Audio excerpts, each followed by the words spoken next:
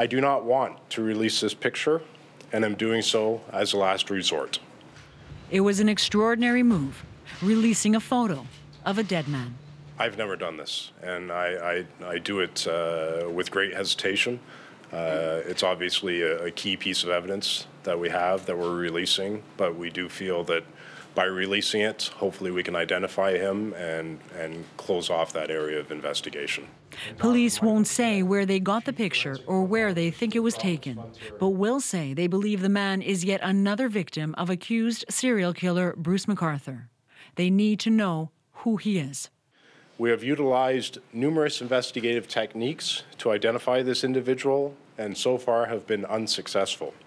The photo is disturbing, even more so considering it may be a trophy shot of sorts. Experts say it's typical for serial killers to collect souvenirs of their crimes. Police have seized evidence from McArthur's apartment, including his computer, and more from inside a house where he stored his landscaping tools. And from that same house, from those same planters containing body parts, police now say they have the remains of a seventh victim. They may or may not belong to the mystery man. We've shown this picture to several people, and we don't know who this gentleman is. So I'm sure someone will recognize him or think they recognize him, and I would ask anyone who does, please call us as soon as possible. It is a horrific puzzle. The grisly toll now, 7 sets of remains, 3 of which have been identified.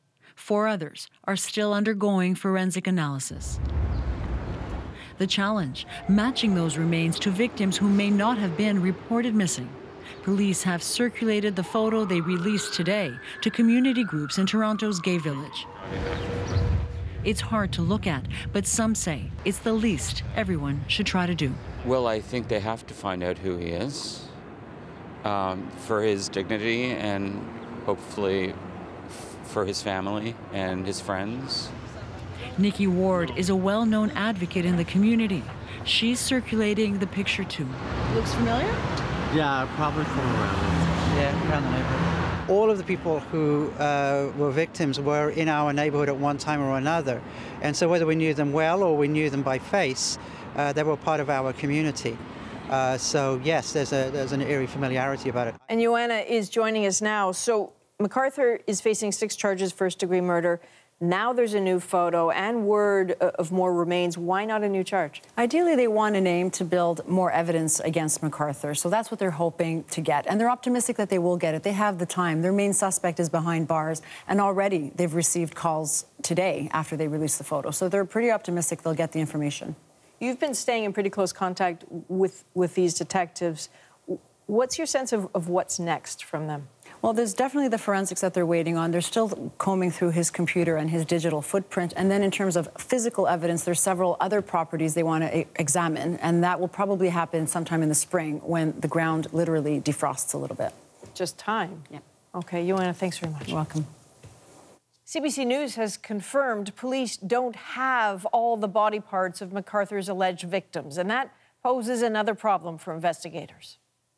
If you have an incomplete set of remains, it may be very difficult to ascertain the cause of death. Decomposition is another challenge for investigators, although a forensic anthropologist told CBC News today hiding body parts in planters may have actually helped to preserve them. We still have 4 sets of unidentified remains, and we've gone through fingerprints and dental records. We're now into the DNA process. That process can be time-consuming.